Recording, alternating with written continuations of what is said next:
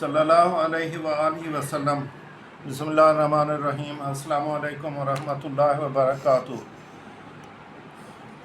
یہ بخاری شریف کی پہلی جلد ہے، تو صفحہ نمبر 288 ہے۔ اس کا باب جو ہے وہ یہ ہے کہ جب کتا برتن میں پانی پی لے تو کیا کرنا چاہیے۔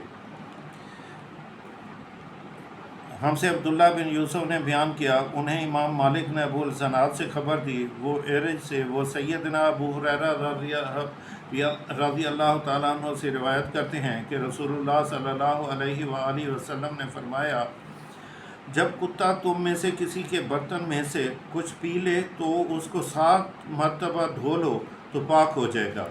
دوسری حدیث ہے، ایک شخص نے کتے کو دیکھا جو پیاس کی وجہ سے گیلی مٹی کھا رہا تھا، تو اس شخص نے اپنا موزہ لیا اور اس سے پانی بھر کر اسے پلانے لگا، حتیٰ کہ اس کو خوب سیراب کر دیا۔ اللہ تعالیٰ نے اس شخص کے اس کام کی قدر کی اور اسے جنت میں داخل کر دیا۔ اور تیسری حدیث ہے،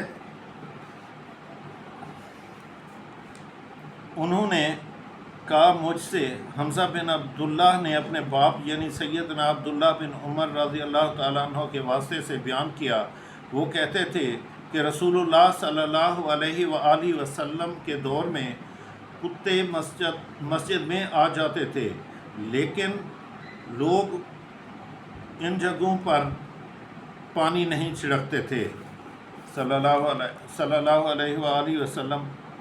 اس کی تشریح تو کافی لمبی چوڑی ہے، لیکن میں نے مختصر آپ کو صرف حدیث سنائی ہے۔